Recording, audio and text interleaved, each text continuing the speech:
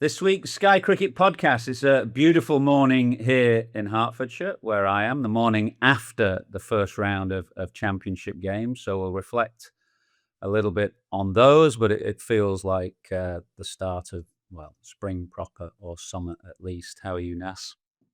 I'm good. Essex is not only bathing in sunshine, but bathing in the fact that they won in 3 days down at Hampshire. So the mighty Essex are winning, back on winning ways. Lancashire couldn't quite get over the line. I don't know if you were watching the drama at the end with that veteran James Anderson trying to get them over the line against Northants.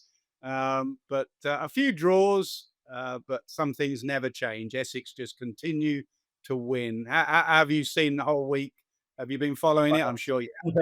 Thumping win for Essex, Sussex, Middlesex.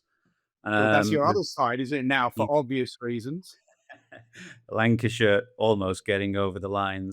I mean, lots of good performances. Two things that struck me. I mean, we could go through lots of individual performances, which we may touch on in a bit. But the number of wickets that fell to leg spin in the week, which I thought was interesting, and how slow the pitches are inevitably. And this is not a criticism of groundsmen at all. Because on April the 3rd, I don't know how you get a pitch ready for championship cricket, but slow pitches hide a multitude of sins, and it's really pace and bounce that sorts the good players from the less good players out. So that's always a frustration to me at this time of year. We often think early April the ball should be nipping around everywhere. In fact, the stats show that in recent years, quite a lot of runs have been scored at these stages, and that's principally because the pitches are so slow, and so I find that a bit of a frustration. I went to Somerset actually for the opening day on the Friday, and that was a decent enough surface. And Ollie Stone bowled quite sharply on that day. James Rew played pretty well. Tom Abel got 100. James Rew then got 100 in the second innings, but he's now got 12 championship hundreds at 22. How many did you have by the age of 22, do you reckon? One? No, None? I know why you're bringing this up, because I saw your name on a list, and you had Really? done I very well. genuinely haven't seen that. Then just completely faded away after the age of 22. I was the other way around. I was a slow starter, but then just with age, they could not stop me getting hundreds after that. Your point on pitches is a valid one, actually. Everyone does go on about April. Why are you playing in April? It nips around and whatever. When actually, if you look at scores, and I think everyone got 300 in their first innings. There were a couple of massive scores.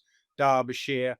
There's the other point, actually. I don't know if you've noticed the playing regulations on pitches that if it's below average, you lose all your points. It was not like the days when we played at Southend and we got done points for a pitch. You now lose all your points, so there is a bit more pressure on the ground staff to make sure. And does that work against spin? I mean, Somerset, they got some of the great games there on pitches that have spun. You've got to be a bit careful. What counts as below average? Yeah. Does a game that 700 plays 600, does that count as below average if there's not enough pace and bounce? Yeah. I'm also not for just obliterating points. Preparing a pitch is not, you don't always get it right, and sometimes you can get it wrong. And I think it would be a harsh penalty on players if, just for a one-off mistake, a club could have had a whole litany of decent pitches over a period of time, and suddenly, get one wrong, and you can be penalised. So I'm not entirely sure about that rule, but and also because I'm not sure. Well, I know how they define a below average pitch because I've seen the definitions, but I've yet to see a pitch 700s plays 600 get penalised. Yeah, valid point. Very rarely do I say that, but valid point. Why do you think leg spin? I mean, Crane, he's bowled some beauties in that game. Harrison has gone well. I know we're going to come on to it. We're going to be floating some questions in about future players and spin, but Harrison bowled nicely, and Critchley. I mean, 5 for nothing with a big 100 as well. Why the emergence of spin? Maybe just a bit of mystery. If it's slow for the seamers, it's slow for the spinner as well. Nice to see leg spin. Two great leg spinners on this pod. It's nice to see leg spin coming back. Well, I mean, why is a more difficult question, but I think just, in pitches, in games where the games are going quite deep and quite a high scores, then obviously you need a bit of spin, but good to see the wrist spinners around. Mason Crane's improved, definitely improved last year. Looks like Glamorgan will try and prepare pitches for him and Kellaway. That's their strength, so why not? Calvin Harrison, I've always had a decent regard for because he catches brilliantly at slip. He bats. I think he's got a very good fundamental action. Critchley, obviously, good all-round cricketer. And then you've got Rayan Ahmed. He's the one who's actually played Test cricket, but I see him more as a batting all-rounder than a bowling all-rounder, actually.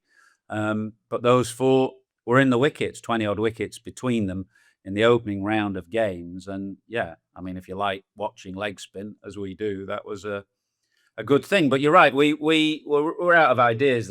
So shall we get on to the questions? Because you're answering the questions. And can I ask you something? It is week 1 of the summer, and our work experience boy, who has now been promoted somehow after that winter of been tangoed, he has now been promoted to producer of this podcast. Do you think it's a worry that after week 1 we've gone so quickly to, shall we just answer questions? He's a bit of a baseball producer. He's one track really, and then has run out of ideas very quickly. So he said, "What should we do?" It's the old line, isn't it? When you're out of ideas, throw it open to questions, which we have done, and we've got plenty. William in Bristol. Now, I always get slightly. My antennae picks up when it comes from William in Bristol, because I reckon this might be Benedict's lad. Every time we do kids coaching clinic on a Sunday morning, it's William from Bristol batting and bowling again. William, what have you got for us? How much would they have bid for the other in the recent 100 auction? £2.50 for you. Yeah. Well, we get this a lot, don't we? Actually, about people ask about how you compare eras. The game has changed fundamentally since we played in terms of batting power, skill. The options at your disposal with reverse sweeps and switch hits. But you can only really judge people in the era in which they played it. If you were 21 now, you'd be looking to be a different player. I'm not saying you could necessarily be, picked up for 2 million in the 100 or the IPL, but you'd be in the gym, you'd be pushing weights, you'd be range hitting, you'd be looking to hit sixes, and that, in consequence, would make you a very different player. So my view is you can only ever judge people in the era in which they played, which is a good rule of thumb because it can never really be proven otherwise. If you were decent in one era, you'd be decent in the rest, and try and disprove that theory. My view is more a financial one. I mean, we had James Coles on last week at 390, whatever he got, 400 grand. That's like 100 grand a week for the 100. And you think of someone like Graham Gooch, who went off fending off the West Indies great fast bowlers for 3 months and probably got £2.50 after he'd paid for all his expenses after that. So that is where the game has changed, really. And good luck to him. That's what I always say. William, good luck to anyone who's making money. I mean, good luck, but with those incentives being so skewed, it is gonna fundamentally affect the direction. It's already changed the game. You know that. Michael Ray, how do you think Ben Stokes' approach to captaincy will change going into the summer? I actually think the Stokes question is one of the most fascinating for the summer. We've got a question further down. We might as well take them both together because somebody else, let me find it. Somebody else says, does Ben Stokes still get in the side as a batter at number 6? The tweeting Bluebird, do you think Ben Stokes still warrants his place in England's top 6? So there's a lot of questions around Stokes, but it is fascinating because obviously him and McCullum started to diverge a little bit in the Ashes in terms of what they were saying publicly. Ben Stokes, looking for a more resilient style of play, if you like, and McCullum backing, his expansive style of play. And then you've got Stokes's batting, which nobody in the Ashes averaged fewer or scored at a slower strike rate than Ben Stokes. And then his fitness as he, gets to mid-30s and comes towards the end of his career. So all kinds of issues there. And in terms of the batting, I know he's not playing yet because of the broken cheekbone. He's not received the clearance to play yet. But I hope he plays as much as he can once he's given the clearance, because he's been somebody who doesn't like to play outside of test matches. And I just think you lose the rhythm of batting if you're only netting and then you're only playing test matches. That's all very well, but you actually do need to play some cricket. So I think he's played 6 championship games since he started as England captain in the last 4 years. So I hope he plays as many as he can before the first test. And then in terms of his leadership, I mean, it's not going to change fundamentally. You can't, as a you have to be authentic, don't you? You have to be who you are.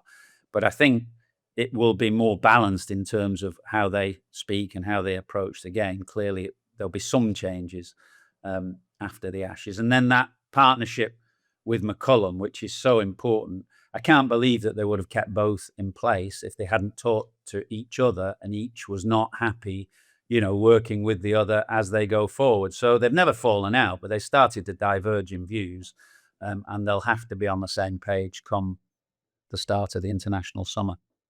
Yeah, my thought is with all of this, just take yourself back to before the Ashes. The Ashes was basically a schmozzle across the board. Across the board, it was a schmozzle from management, from captaincy, which we're talking about here, from players, from preparation.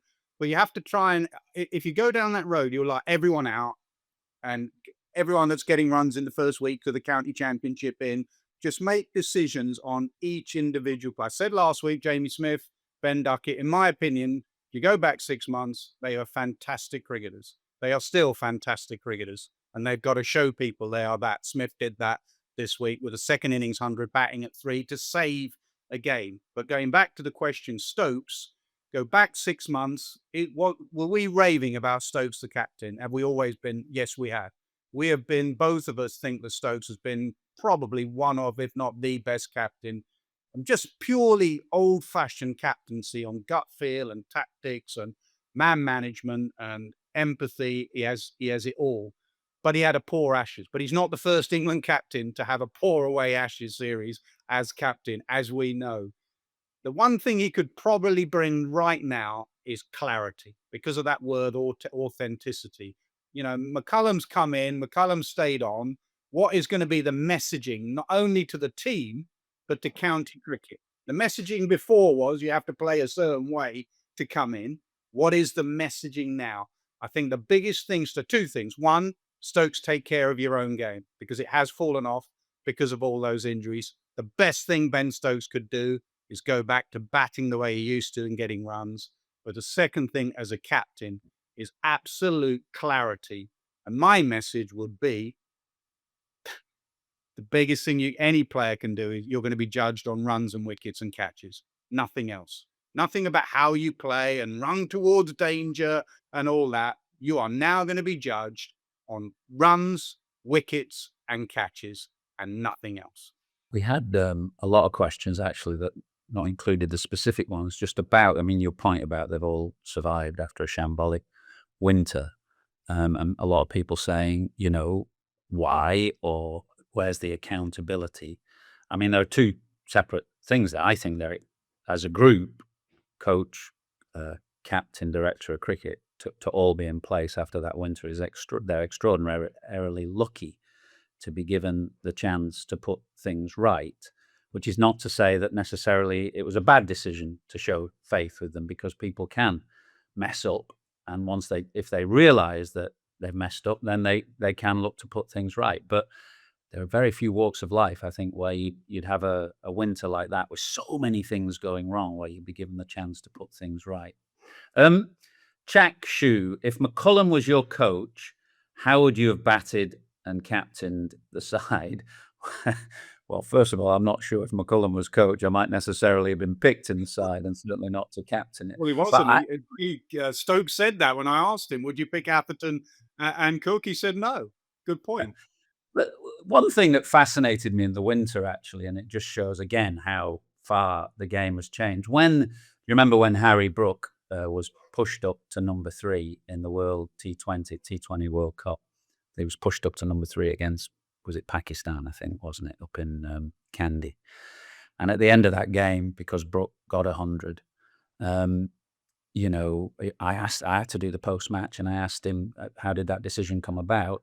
And he said, oh, Brendan put it to me in the morning that he thought I should move up to number 3. And it just struck me then how much has changed in that captain-coach scenario. And that may be particularly with Harry Brook, who's young and not necessarily that experienced at leadership. But the thought that you could make such a fundamental change like that, and the captain could be told by the coach that you're moving to number 3 without seemingly the captain having any input or having said anything about it, just shows you how far the authority of the captain has kind of diminished in the time that we've stopped playing. Because, you know, back in our day, the captain basically made the decisions. You made the decision on the team. When you got to the match, the selectors would pick the squad or whatever, but when you got to the match, the captain made the decision on the team. He made the decision on the batting order.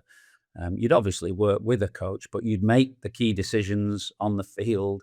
And there he was saying that fundamental change came from the coach, and the captain had no input. So my long-winded answer to that is, you know, when I batted and captained the side, I did it the way I did it because that's how it was. The captain ran the show. And now I think it's probably quite different. Yeah, I mean, I think I would have batted the same way under any coach. We had a variety of coaches. For me, it was how was I going to get runs? That was as simple as that. You know, you only stay in the side by getting runs, and you don't. I'd hate to be in my career and go, oh, I tried to bat the way the coach wanted me to bat, because in the end, although you may not, some listeners and viewers may say, well, hold on, that doesn't happen in this regime. If you don't get runs, you get axed. Some people have stayed in the side, playing the way that they wanted. So for me, it was always about batting the best way to get runs. Captaincy the same, on gut feel, how you want to captain the side. But I will say, and this goes back to my point about clarity, I do say in a dressing room, it is very important that the coach and captain are singing from the same hymn sheet. It was the one thing Duncan said to me as the first moment I met Duncan. He said to me, we need to have clarity. We need to be backing each other. We can row behind the scenes about certain individuals and the way we want to play, but in front of a team, we need to have absolute clarity. So, and that was an issue in the winter, wasn't it, with Stokes? It looked like Stokes wanted to go in one direction with value your wicket, over my dead body sort of batting, back to old school. And McCullum, you felt, well, we've got all this way to the Ashes. We're going to be judged on the Ashes. And at the last minute, we're moving away from that. And that was mixed messaging, definitely in the latter stages of the Ashes. So however you want to captain, you do have to have a coach beside. And you struggled at times. It wasn't so much a coach. You had like Raymond Illingworth, who was from a different era. It was blatantly obvious that you were both in different directions. And that for a team is real for English cricket, actually, is mixed messaging. Yeah, I was gratified in terms of taking responsibility for your own game. I was quite gratified. I chatted with Asa Tribe last week, who's one of the young players who's got a lot to play for, could potentially be an opening batter. I was asking him, you know, about some of the little changes he'd made to his game in the winter, and he was somebody who said, look, I very much take the responsibility for my own game. I chat to players around me. I will work with a coach. In this instance, he was working with Neil Mackenzie, who's the Lions batting coach. But he said, I will always make a change for what I believe to be right, rather than, you know, taking on board stuff that might not work for him. I mean, you always try things and some things don't work. But I think that is a vital thing for any young player. It is your game. It's your career. You've got to take responsibility for the decisions that have an impact upon it. Can I just ask you about something? I think we've had a couple of questions in on this, on the Liam Livingstone stuff. There's two facets of the Livingstone stuff and the quotes and the articles that he made. The first one was about Key saying, I've got, 100 different things to do, and when he left him out. And I'm so fussed about that. There's been a lot of cricketers and sports people that have been left out over time that they're not happy about it. It was the second part about it, about the coaching staff saying, "Don't stress, don't worry, don't lose any sleep about it. Let's get back to the hotel or whatever." I do think there's a lack of, and Mo and Ali touched on this when we had Mo on the pod, that he would like to get into coaching. He sees, maybe he likes the technical side. I do think you do need the technical. Now Marcus Trescothick would say I do a lot of technical coaching with it, but I do think coaching in this England setup has become a bit of a vibe. This is how we play and enjoy it and love it, and let's go with it. And if you have any problems, let's go harder, run into danger. I think sometimes you look at Zak at the moment, Zak Crawley. I don't know if you've seen his dismissals of late. He keeps getting out to the ball, nipping back in. Now, there is a technical issue there that Potts found out this week. Nip it back in, LBW. I think that's 3 in 3 that he's been done like that in a warm-up game as well. That's a technical issue. And I do think even at the highest level, you do need some technical coaching. Well, my own view is the best technical coaches should work lower down with, younger players, England under 19s, Lions, the emerging players, if you like. That's where you want your real fundamental technical work to be done. You don't want to be changing fundamental aspects of your technique in the 2 or 3 days prior to a test match. And I do believe that players, to reiterate my point, that players have to take responsibility for their games, and what's happened in the game as more money's come into the game, and there's been a whole kind of mushrooming of coaching staff around setups, is that players have lost the art of taking responsibility for their games and are too reliant on being spoon-fed by coaches. It might sound a slightly old-fashioned view, but I don't believe it is actually, because I believe that when you're out in the middle, you have to problem solve yourself. You have to adapt. You have to work things out for yourself. And therefore, part of the role of a coach is to get players to the point where they are self-sufficient and where they are not being spoon-fed and nannied around the setup. So, yeah, I mean, maybe we have slightly different views there. I don't know. We had a few questions actually as well about, why didn't you ask when we had Rob Key on the podcast about Liam Livingstone? I simply forgot. I mean, sometimes we don't always get it right. I had it written down specifically to Rob about that, and then it just slipped my mind, and we didn't ask. We should have asked. We didn't get it right on that occasion.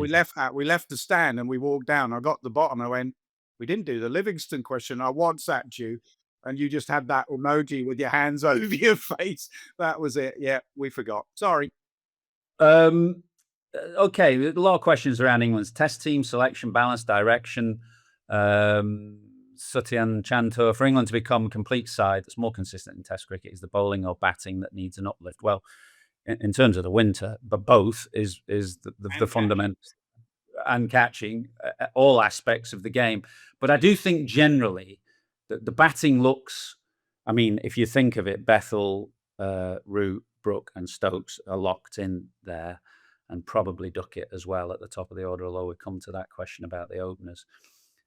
If I have one overriding kind of memory of the Ashes, it was seeing England bowl short and wide to somebody, whether it was Travis Head or whoever. So if I just pick out one thing, it would be post Anderson, Broad and Wokes. This will be the first summer that England go into a test match summer without any of those three for obviously a long, long time.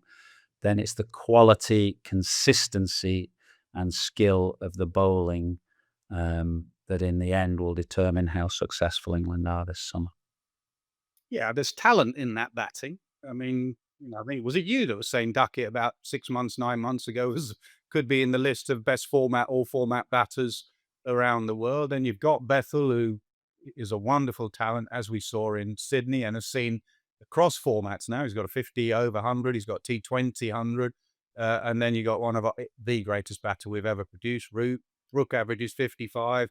Stokes, I'm still a fan of Jamie Smith. So there's talent in that batting lineup, but they've got to be ruthless in the batting. There's games that they've let slip, whether it be Perth, whether it be the Oval. There's a long list of games that they've just let slip because of some dopey batting when they needed to be ruthless. And however many times they've said they're going to reset, they sort of slip back into when you've got the game by the neck as a batting unit, don't let the opposition back in. And at times they have. So that needs to be sorted. And you're right with the bowling, that for all the Rob Key and talking about pace, all I'm interested in what pace are you bowling. Three of England's finest wasn't all about pace. Broad, Anderson, they were quick enough, but Broad, Anderson, Wokes is about skill and accuracy. So whether they need, I mean, they've still got the likes of Tongue. Gus Atkinson is still a very good cricketer. Obviously Joffre's there, but whether they need a line bowler, an accurate bowler, whether it be Ollie Robinson, who was in the wickets this week, Sam Cooke, who was in the wickets again for Essex this week. Now, whether that pace, again, county cricket, international cricket are two different things. So they may just need one accurate, and obviously a spinner. Let's get on to this. There is a question about spin there. That's gone. And there is a question about spin. Well, I'll ask you, In a what it is a good. I saw Simon Wilde write about it in the Times. He'd been interviewing Graham Swan. Where are we with England spinners? Who would you pick this summer? Who would I pick? Gone straight in. Well, with all the questions about selection, I'd actually just hang fire a little bit if I could, because I think what's really important and really exciting actually is that there are 6 rounds of Championship cricket before the first test. And there are some areas of this team that are up for grabs. One opener for sure, I think, spinner, possibly wicketkeeper, although maybe not, and then some bowlers. So, I mean, 6 rounds of Championship. Let's see where we stand in a month's time. I don't think there's anything wrong with saying, look, there are some places up for grabs here. We're actually going to look at performance. Not that you just totally go on who's the top wicket taker by then. You want to make sure that you think they're going to thrive at the highest level. But I don't think there's anything wrong either with saying, there's plenty at stake here. Let's see who's really in form at that time. But in terms of spin, I mean, I suppose there's two aspects, aren't there? We touched on the wrist spinners, which is a really interesting part of the game at the moment. And you could go for one of those, a Crane or a Harrison, Rayan Ahmed, Critchley, or you go for a kind of, your classic English style left arm finger spinner who is going to do the job because the seamers are going to be taking the vast majority of wickets in English conditions, and maybe who can get a few runs down the order as well. So somebody like, I don't know, Liam Patterson-White comes into contention from Nottinghamshire, or Tom Hartley. Jack Leach is still as good as a finger spinner as there is around. And then you've got the Shoaib Bashir question, which was one of those issues from the winter where they invested so much time in him and then gave up on him right at the last minute. And he's gone to Derbyshire, so he had a long bowl in a high scoring game there. But it is a live question. How do you see it? I think I was looking at the stats and they're all averaging, and you shouldn't go on maybe just their averages and just on stats. They're all around about 33, 34. The names that you mentioned there, Carson at Sussex, I think is a good cricketer. I do think you do need, they got home series and then they're away in South Africa in the winter. I think it's like the wicketkeeper. We've had a question in about the wicketkeeper. Do you go back to the old fashioned wicketkeeper that just caught the ball? Michael Holding always wanted his wicketkeeper to catch the ball, or the modern way. You don't want one that drops the ball, do you? But you want one that nowadays, you want one that gets runs as well, Michael. That's my point. The same with your spinner.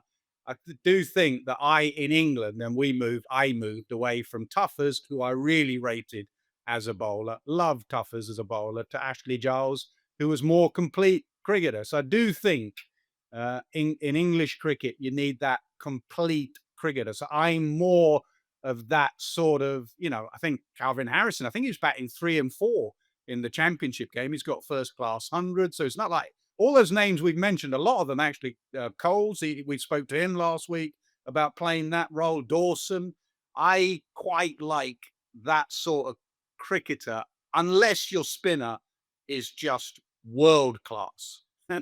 And Swan used to get some very good runs, but Swan was a good example of that. He was a world class spinner. So if it's 50-50, I'll always go for the spinner who'll get you runs as well. I mean, one of the other areas that's up for grabs is I think there's going to be a change to the opener. How long will England stick on Crawley and Duckett before moving on, and who are the You name potential? check some of these people, by the way. They've gone out of their way to like write Oh, in. yeah. Who else? Okay. So Seb Gladwell asked the question about the spin. Thank you, Seb. And Ashwin Kumar has asked about Crawley and Duckett. I think Crawley's going to need a mountain of runs to keep his place. I think they'll stick with Duckett, and they should. Who are the options? You've got two up at Durham. Emilio Gay got 100 this week. Young Ben McKinney, Tom Haynes at Sussex, Asa Tribe at Glamorgan. I wonder about James Rue because, it's going to be very difficult to get in that middle order. He batted 4 in the first innings and 3 in the second innings at Taunton. I wonder whether they might think about him What are as an you? opener. Are you old school? An opener is a specialist position.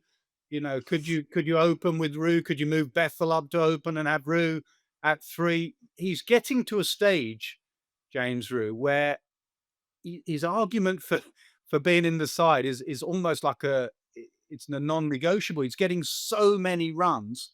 You've got to almost try and find a way of getting him in. But you make the point that middle order. How do you get him in? Would you move it, or would you bring in a specialist opener? Well, the middle order's locked in, but I wouldn't. I don't think it's a completely specialist position in the sense that people have become good openers started in the middle order and vice versa. But what I wouldn't do is if a person has batted at number 4 for the first 6 games of the County Championship season, I wouldn't say, right, you're getting runs, come and open the batting for England. I think if you're going to open for England, you need to be opening for your county. Simple as that. Sorry, just to before you come back in, a couple of that we didn't mention are those who've been tried a little bit and discarded, people like Hasib Hamid and Dom Sibley, who would not be without a chance if they barged down the selectors' door in the early part of the season. But I think you've got to be opening for your county, haven't you, to open for England? And I wouldn't be moving Bethel from 3 at all. No. Right. Well, I mean, they tried that with Dan Lawrence, didn't they? Dan Lawrence came in and he opened that didn't work out, but it is a problem. I mean, you keep telling me how difficult a place opening the bat. I used to Tribe. I've seen him, and I've seen him on the stream, and I've seen footage of him. He's got lovely balance at the crease when he clips through the leg side. And I don't know how he came across as an individual. That's an important thing as well. Never underestimate character and the stuff that you were spoken about when you've talked to him. That's why you do need people to be going round, not just sitting on streams watching. Go round and speak to the directors of cricket and what is the individual like.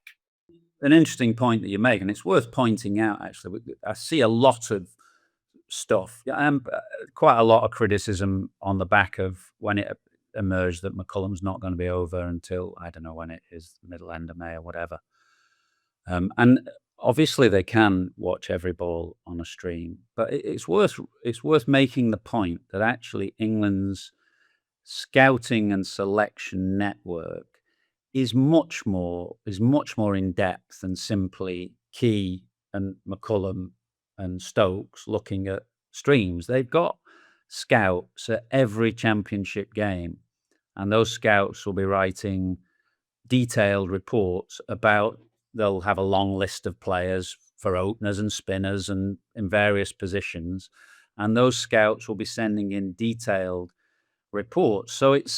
And that system has been in place. It predated McCullum and Key, and it will be in place long after McCullum and Key depart. And that's the point of it, really, that it is a system that is not going to be derailed by if you make changes or if you sack the director of cricket or the captain or the coach.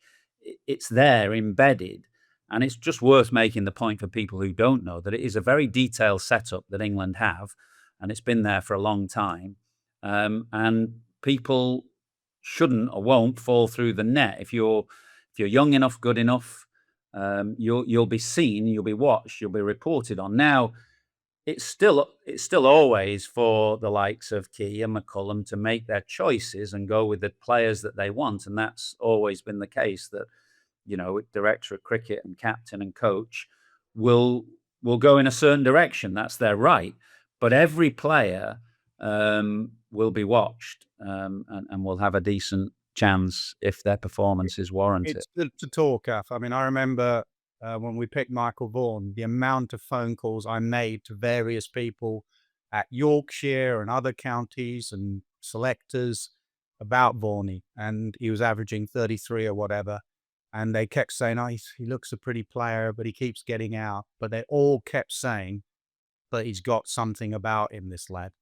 And the moment that was always, when I heard that about a player, when someone was slightly below average, what they should, but he's got something about him, that was the moment. Same with Fletch, with Trez, when you saw him get runs. It is that watching, not just the runs they get, but how they get them, what they're like.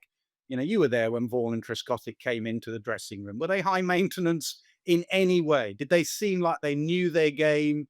One may look at you, one may look at Stuart and try and pick up things, but they were ready for test match cricket. And that's the question you got to ask. How will they, when they step up and be under the limelight of us analysing their technique and everything, how will they cope with that? And that's why it is good to talk to people about the individual and the character, not just the stats. Darren Stott says, should all England players play all the county championship matches before the first test? Well, fundamentally, they should be playing.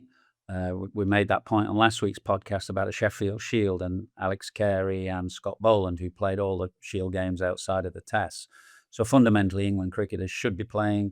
In terms of the bowlers, whether you play all 6 county games. I mean, speaking to Stuart Broad last year, he's a pretty experienced cricketer. He knew what he needed to do to get ready, but he'd work back from the first test and make sure, I think he wanted to play 3 games and make sure his loads were just about right, maybe having the week off before the first test. So the bowlers are slightly different, but I do think you want your England players playing as much championship cricket as they can, because it's good for them, keeps them grounded, keeps them humble, and good for the competition. Talking of Stuart Broad, we have a question in from Stuart Broad of Nottingham.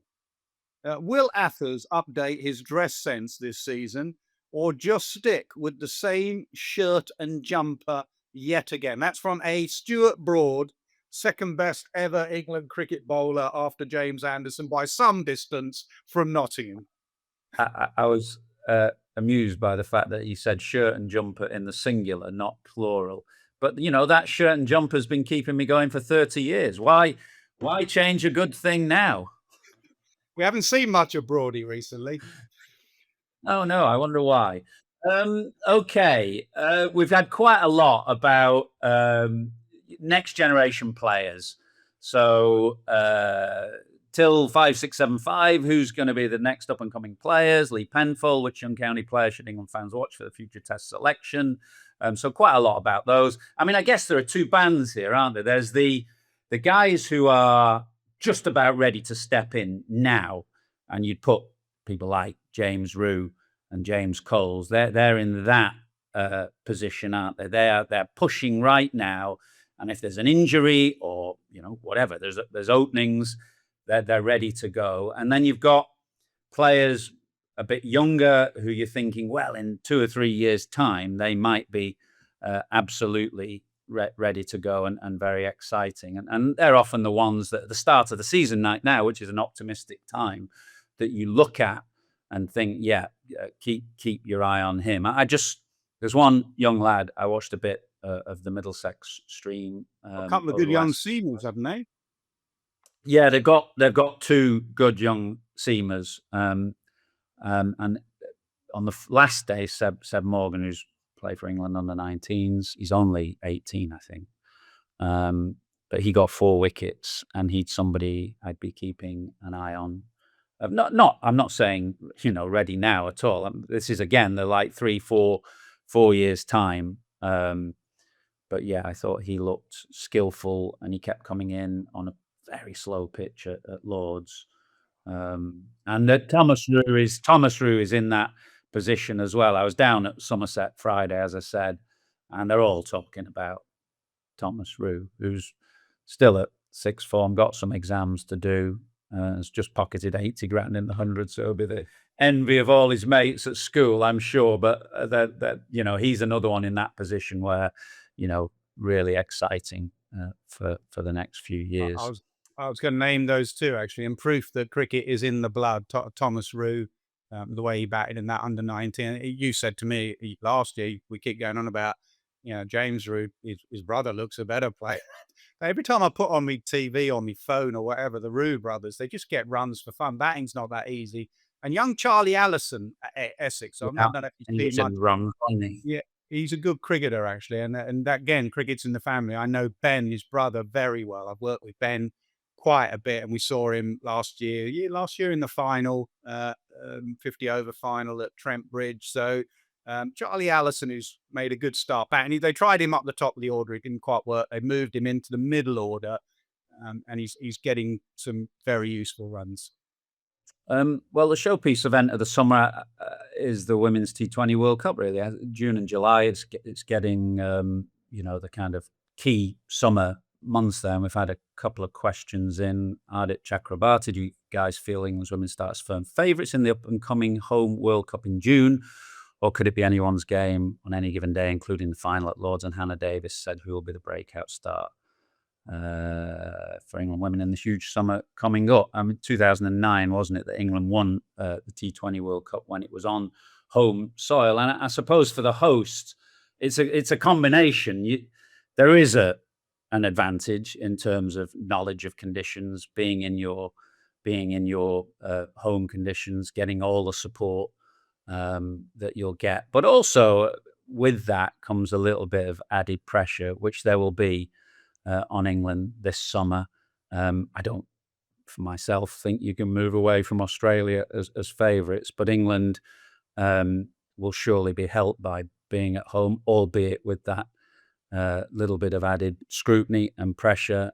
And Davina Perrin, I thought, just on the back of that innings, was it in the not the finals day, but the day before that, when she got that 100 at the Oval, I was absolutely blown away by the style and just manner of her play on that day. So I think she's going to have a very big summer. Firm favourites. I don't think any side apart from Australia going into any tournament for the last 10 years at least, if not more, firm favourites are always Australia, albeit they've just had a 50 over World Cup in India, which they lost. They didn't win the last T20 World Cup. New Zealand won that. So I don't think England are firm favourites. I think Australia are that. And then you've got India, the uptick in India, and with the WPL, the direction they're going in, I'd have them as second favourites, and then England as just after that. So I do think England are a very, very strong side, but their problem is that they beat sides below them in the table, and then they get to a knockout game. I think that's where England and the concern, even if it's not quite a knockout game, like there was the game in Dubai against West Indies, which was effectively a knockout game, because if they'd lost, they were out. But it was a group stage game. When it gets down to a bit of jeopardy, they seem to fluff their lines, or the standard improves and it's Australia or India or South Africa. So that's the test for Charlotte Edwards and her team, especially at home. But they're a very, very talented squad of players. Breakout, I'm going to go, it's not breakout because she's been around for a while, but that's only because how good she was when she was young, and that's Alice Capsey. I just see, I do a lot of women's cricket, and I see the women round the traps, and I see them in gyms, and I see them outside, and I keep an eye. And Alice, I think the penny has dropped with Alice Capsey. I think she's suddenly realizing what a talent she is and how to make the most. And it happens to all young cricketers. They burst on the scene, men and women, and a lot is thrown at them, money, deals, and you're the star. And it takes a bit of time to cope with all of that. and I think she is, and I think she's a very, very talented cricketer. It's one thing I'd say about the England women's side. If you look at Mealy Kerr, for example, given the captaincy in New Zealand, the stats have just gone through the roof. Look at Phoebe Litchfield, Georgia Vole, Annabelle Sutherland. I'm naming a lot of Aussies here, but they go like that. They grab their opportunity, and the improvement goes through the roof. I'd say some England cricketers, women, have sort of plateaued. Um, and I think Alice Capsey would be one that I'd really like to see now, really show everyone the talent that she is. We had a few questions about the global game and ICC and the future and structure of cricket, which, people's eyes glaze over a little bit at some of these questions, but they're all fundamental to the game. So Spycast, is there too much international cricket being played? And could the calendar be simplified so people can understand it? I mean, the calendar is a mess. But as I've said before on this podcast, I think it's too late in the day. That this was a question that needed to be tackled 10 years ago at the start of franchise cricket, and cricket now is in the grip of private investment and franchise cricket, and I don't see it changing unless the players really make their voice heard, and so far the players have It shown all an revolves around the franchise, and when the franchise and the IPL is in particular. Well, what did you make of the other question? Just find it for us, about the European League or whatever. Why is the England team not competing in the Euro Cup? This was from Shubhamali 871. Why is the England team not competing in the Euro Cup? They have plenty of time and players. At least they could send their B team. It would be still good. Why not assist the associate nations by joining the Euro Cup? I mean, Richard Gould recently said, nice idea, but we're chock full. Our calendar is chock full. I mean, I guess two issues for England. One, the calendar is chock full. But if you're not sending your main team and you're sending, a Lions team or a B team or whatever, then you're removing players out of domestic cricket. So I sympathise on both counts. You want to help European nations get stronger, but there are issues for England in terms of when it would be played and the calendar. Yeah, I mean, those two Your questions are thoughts? linked. Well, you've got one question coming in. Are we playing too much cricket? Is the calendar year so confused and congested? And someone else saying, can we add to it and play the Euro Tournament Cup? It would be a lovely story. We were there for the Scotland game and the history of the island games and etc. Netherlands and the way they beat us twice in T20 tournaments. It'd be a lovely story, but it's fitting it in and having county cricket, and you can't do it in the winter unless you went off to we can't do that at the moment, Dubai or whatever, and play it there. So the other one obviously is Nepal. We were there for the game in Mumbai, and that would be a good thing to do. Go and play. We played a test against Zimbabwe. Those sides that you feel are on the up, and I feel Zimbabwe cricket is on the up and needs some help. So there's an area if you need to get on the up. Nepal is definitely on the up. Sending a Lions team to Nepal, or I'm not Yeah. sure, but I yeah, think no, that's that the would be right. Sometimes you just ask yourself, is it the right thing to do? And I think that would be the right thing to do. Kathmandu, here we come. If you could, Rohan Prabhadesai says, if you could bring a former player into the current England team, who would it be? Of recent players, I'd go Graham Swan. Actually, I think England. If you could say now, give us a spin bowler who can be in this team for 10 years and be absolutely top class. I think that's what they might take now.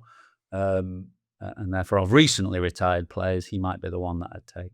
Well, the other area they're obviously missing is an opening batter. So I'm going to go for someone I get on really well with.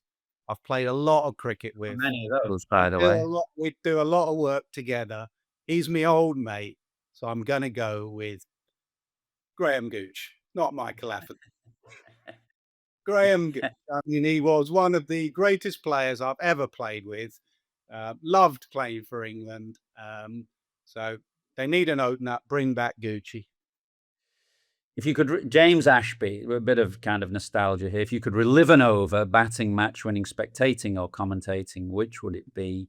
and why. I think I would take myself off to Sabina Park, 1986, when Patrick Patterson was bowling.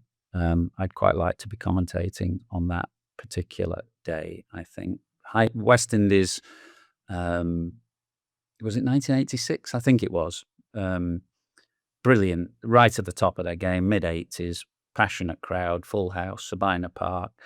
And Gucci, who you mentioned just now, said that was the fastest bowling that he ever faced. He said it was the only time that he was slightly fearful that he might get hit and hurt and not have a lot that he could have done about it. So I might take myself off to that day. I think it would have been thrilling cricket to watch. I could relive one, I would say, the Stokes day at Headingley. I cannot still believe that England won that game from that situation. So maybe thankfully for the viewers, take myself out of the commentary box and go and sit in the Western Terrace. And that scene at the end when Stokes cuts it for four, and the Western Terrace just erupts. To be in that Western Terrace and watch that day of Stokes and Leach, obviously, I think I'd like to do that. But as a cricketer, I would say maybe just another session of shame. Our old mate Warren. I feel a bit nostalgic talking about it, but I don't know if he was just so special. Just to have another session of batting, I wouldn't last a session, but of just watching Shane go through his magic again would be brilliant. Final question, Jake Adam. What were your bleep test scores, lads? Actually, You were fitter than me. You before your glass back and you went in the back. oh, You were a lot fitter than me, so I was worse than you. I was mid-table mediocrity. We shouldn't name names here, but the best ones were Nick Knight was about as fit as they come. Dermot Reeve, from what I good remember. egg. Graham Hick was like a machine. They were the elite. Then there was the likes of you, Chris Lewis. There was some I was going to say really good athletes, but I've not got you in that sentence. And then there was mid-table mediocrity like me.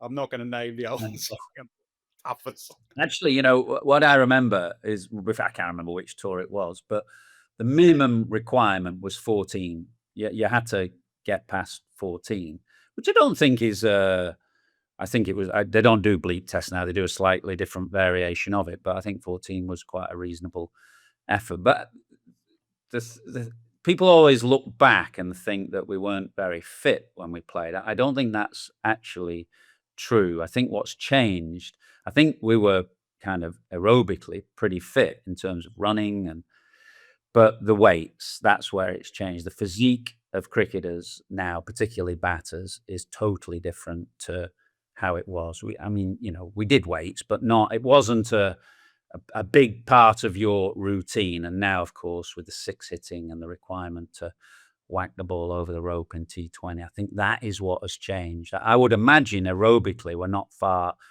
apart, but in terms of strength and conditioning, and I you know, the remember power, that's where it's coming different. in. It was coming in. We were in the gym, and I was like on the treadmill doing like 6 or whatever, walking uphill like you do. And Callis and Boucher came in, and Callis and Boucher were lifting massive weights in the gym, and I was like, "What are they doing weights for?" And it was just coming in around about then. So yeah, the fitness level. I mean, that nowadays when you walk around the pool and the England team is staying in the same hotel and they get their shirts off, they are absolutely chiseled. And that it's a it is a game. Something that was mentioned about the Ashes that maybe one or two weren't as fit as they needed to be. You're playing professional cricket for your professional sport for your country, and you need to be as fit as you can be. And hats off to them. Most of them are. Grand. Well, that's questions this week. Thanks very much. We haven't obviously managed to get through all of them, and we haven't included all of them, but we are grateful for those who took the time out to ask the questions. It's something we do maybe once or twice a year, but it's always enjoyable to get a sense of what you're thinking and to give a response to it. Hopefully, our work experience producer will come up with a decent idea for next week, so we don't have to scrape the barrel again. I'm nipping to Hove actually Friday to watch a bit more Championship cricket, which will be fun because I think we've got 2 or 3 days of good weather coming. And then we're doing a championship game, aren't we? It's Essex, Surrey, not the following week, but the week after that. So that'll be the 4th round of county games, by which time we should have a pretty good idea of which sides are looking strong for the summer and which players are really knocking on the selector's door. So I think it's a really interesting month ahead.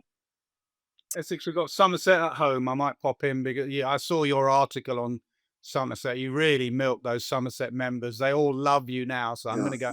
I'm going to go and put them right about the real Michael Atherton. Good to see you. We'll catch up next week.